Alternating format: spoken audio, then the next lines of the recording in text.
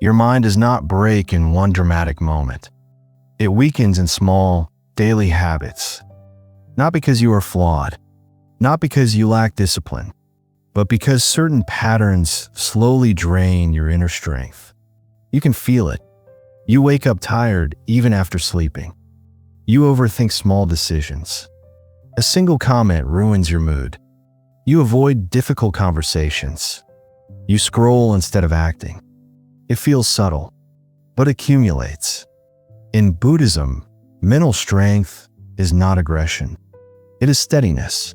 It is the ability to remain clear when life moves. And some habits quietly erode that clarity.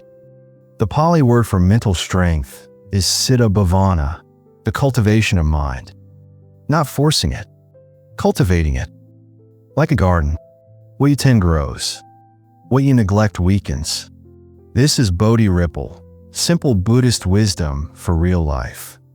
Let's look at the habits that weaken the mind and the small shifts that rebuild it. 1. Reacting immediately to everything.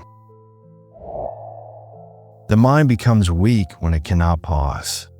A message arrives. You respond instantly. Someone criticizes you. You defend instantly. An emotion rises. You act instantly. Impulse feels powerful. But reaction without space is fragility. The Buddha taught mindfulness of breathing as a foundational practice. One of its deepest purposes, to create space between stimulus and response. Not to suppress the response, to choose it. This idea was later echoed by Viktor Frankl, who wrote from inside a Nazi concentration camp. Between stimulus and response, there's a space. In that space is our power to choose. He did not discover this. He confirmed what contemplatives had practiced for centuries. Imagine this. Your colleague speaks sharply. Your chest tightens. Your mouth opens. A weak mind reacts. A trained mind breathes once. That one breath changes everything. Not because the breath is magical, because it interrupts the automatic. In neuroscience, this is called breaking the amygdala hijack. The moment the emotional brain overrides the thinking brain. The pause gives the prefrontal cortex time to re-engage. Buddhism and modern science agree. The pause is where wisdom lives. The shift. Delay your reaction by 5 seconds. Even in small things. Especially in small things. Strength begins with pause. And the next habit makes pause nearly impossible. 2. Constant comparison. Comparison drains mental energy faster than work ever will. You open social media. Everyone seems ahead. More money.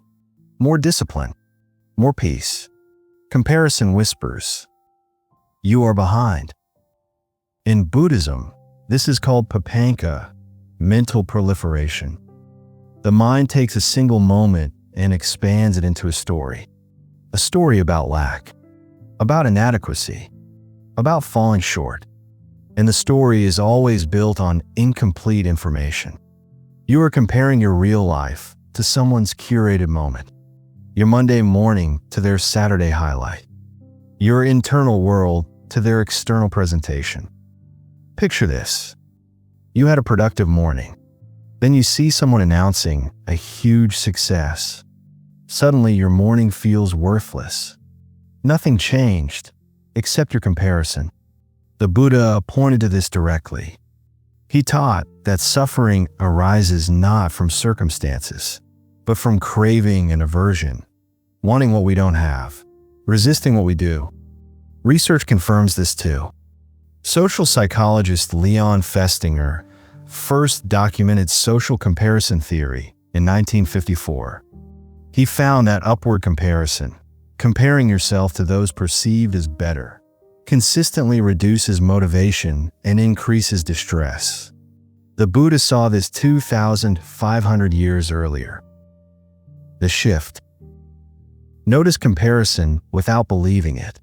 Say quietly, "This is comparison." Labeling it weakens it. Mental strength grows when you measure progress against yesterday's self, not someone else's highlight reel. But comparison feeds another habit. 3. Avoiding discomfort. Comfort feels safe, but constant comfort weakens resilience. Avoid hard conversations. Avoid challenging workouts. Avoid difficult truths. The mind learns, "I cannot handle discomfort." Buddhism does not teach escape from discomfort. It teaches understanding it. Discomfort is not danger. It is sensation. The Pali word dukkha, often translated as suffering, also means something subtler. Unsatisfactoriness. Friction. The gap between what is and what we want. The Buddha did not say, "Eliminate discomfort." He said, "Understand its nature," because understanding changes your relationship to it. There is a teaching from the Salatha Sutta, the Arrow Sutta. The Buddha described two kinds of pain.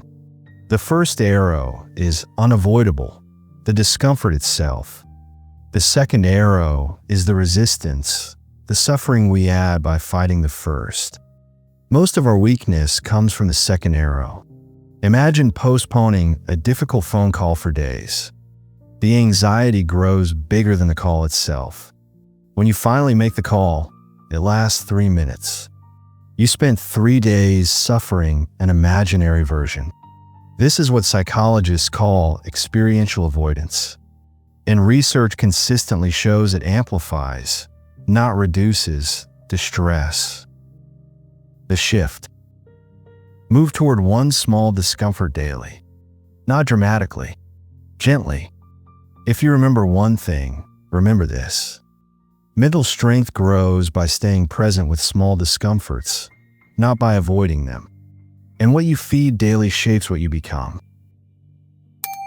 4. Feeding the mind junk. You are careful with food, but careless with mental input. Endless news, negative content, outrage cycles, drama. The mind absorbs everything. In Buddhism, attention is considered one of the most precious human faculties.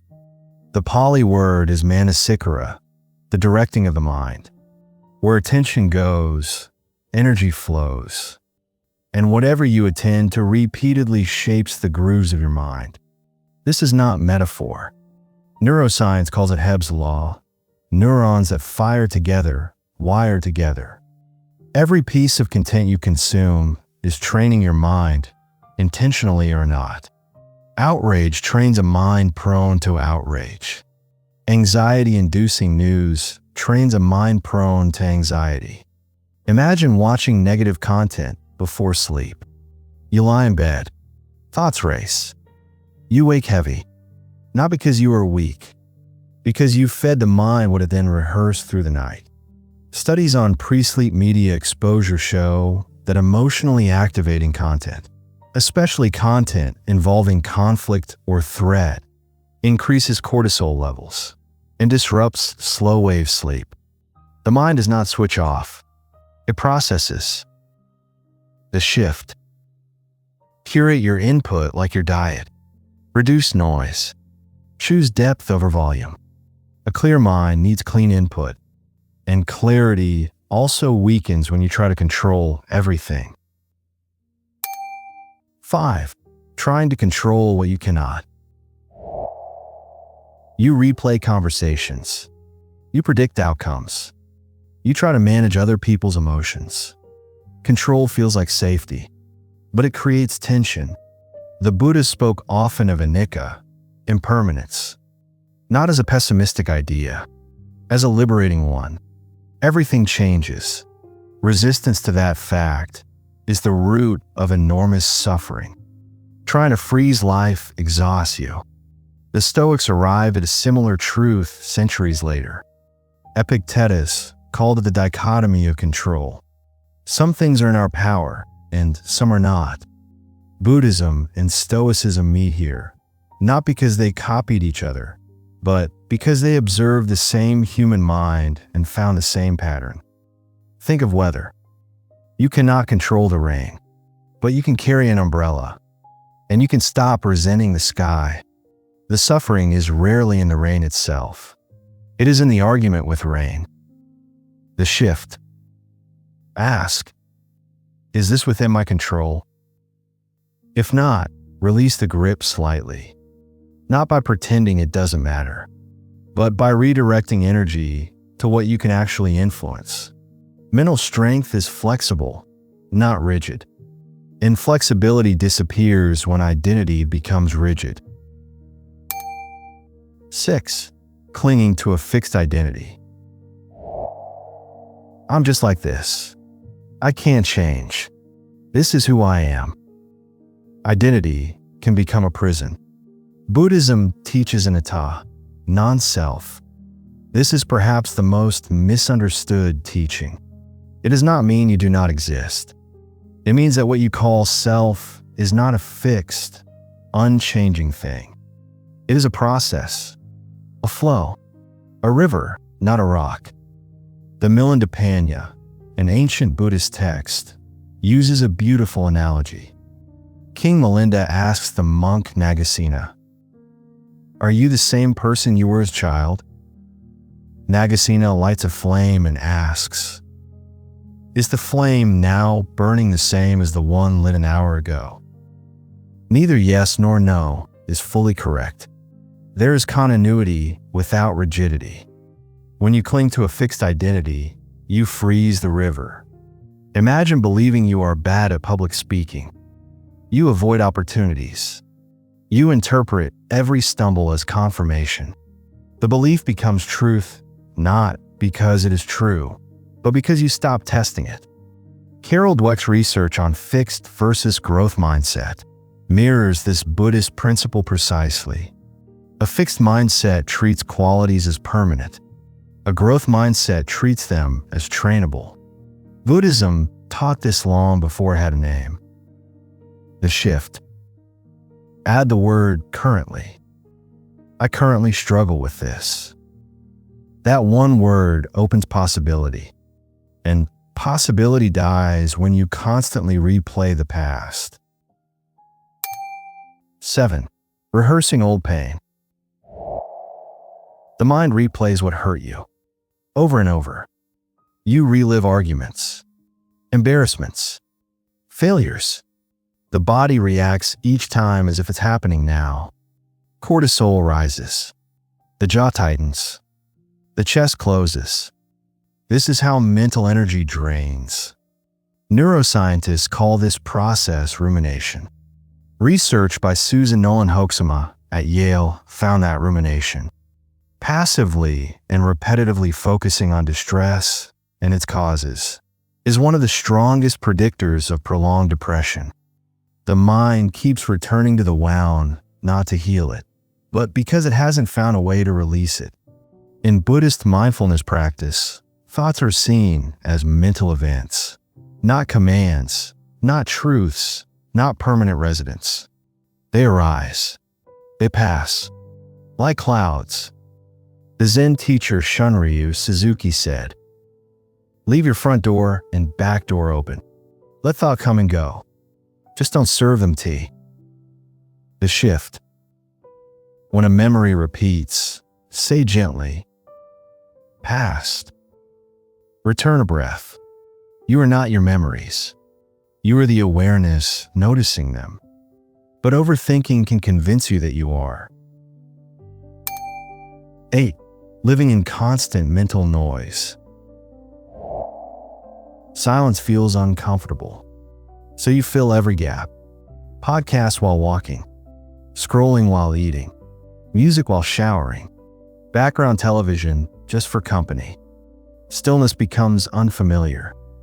And when stillness becomes unfamiliar, you lose access to yourself. But without silence, you cannot see your own mind clearly. Mental strength requires awareness. Awareness requires quiet. The Buddhist tradition has long held that the undistracted mind is where wisdom naturally arises. The word samadhi, often translated as meditative concentration, literally points to a state of collected, unified attention, not forced, gathered. You cannot gather what is constantly being scattered. Research from Harvard psychologist Matthew Killingsworth found something striking. People's minds wander nearly 47% of the time, and mind wandering, regardless of what they were doing, correlated with lower happiness. The mind is happiest when present. Noise prevents presence. Try sitting for 1 minute without stimulation. Notice the restlessness. That restlessness is not weakness. It is untrained attention, and untrained attention can be trained. The shift. Schedule small silence, even 2 minutes daily. No phone, no input, just breath and awareness. Clarity grows in quiet soil, and another silent habit erodes strength deeply. 9. Seeking validation for every decision. You make a choice, then ask 5 people if it's correct. You post something, then check reactions repeatedly. Validation becomes oxygen, but dependence weakens internal trust. In Buddhist teaching, this connects to saddha, often translated as faith or confidence, but not faith in dogma. Faith in your own capacity to see clearly. Faith developed through direct experience. The Buddha famously said in the Kalama Sutta, "Do not accept something merely because it has been handed down by tradition, or because it is widely believed, or because your teacher said so. When you know for yourself that something is harmful, abandon it. When you know for yourself that something is beneficial, practice it." This is radical self-trust, grounded, not arrogant. External validation triggers dopamine, the same neurotransmitter involved in addiction. Over time, the brain begins to associate decision-making with external reward. You no longer trust the decision. You trust the approval. And approval becomes harder to live without.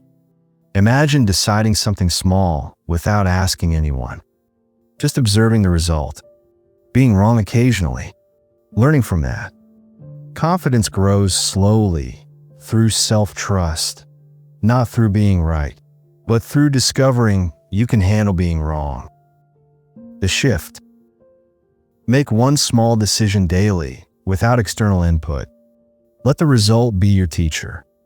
And the final habit hides behind ambition. 10. Constant self-criticism. You think harshness builds discipline. It doesn't. It builds fear. You're lazy. You always fail. You're not enough. This inner voice, what psychologists call the inner critic, drains energy, suppresses creativity, and creates a nervous system state, not a motivation, but of chronic threat. You cannot think clearly under threat. You cannot grow under constant attack. The Buddha taught metta, loving kindness. And crucially, this practice always begins with oneself. Not because self-love is the destination, but because you cannot genuinely extend kindness outward from an internal landscape of hostility. Buddhism also teaches right effort, samavayama, one of the elements of the Noble Eightfold Path. Right effort is not maximum effort. It is appropriate effort, sustained effort, effort without aggression. Researcher Kristen Neff at the University of Texas has spent 2 decades studying self-compassion. Her findings consistently show that self-compassion, treating yourself with the same kindness you would offer a good friend, leads to greater resilience, more consistent motivation, and lower anxiety than self-criticism. Harshness does not make you stronger. It makes you more afraid of failure. Imagine speaking to yourself the way you would guide a younger sibling. Firm, clear, kind, holding them to a standard without punishing them for being human. Mental strength is not self-attack. It is self-respect. Now let's move from awareness to action. Begin with this. 2 simple shifts. Small, immediate, under 2 minutes. Pause and take 5 slow breaths right now. Feel the inhale. Feel the exhale. If it helps, count. Inhale for 4, hold for 1, exhale for 6. The longer exhale activates the parasympathetic nervous system, the body's natural calm response. This retrains reaction patterns from the inside out. Under 10 minutes. Write down 3 habits from this list you recognize in yourself. Next to each, write 1 tiny counteraction. Not a plan, not a goal. 1 action, small enough to do today. Clarity reduces overwhelm. Small action builds momentum. When it hits, do this. The 30-second reset. When you feel triggered, overwhelmed, or insecure, stop moving. Take 1 slow breath. Relax your shoulders. Most people are carrying tension there without realizing it. Unclench your jaw.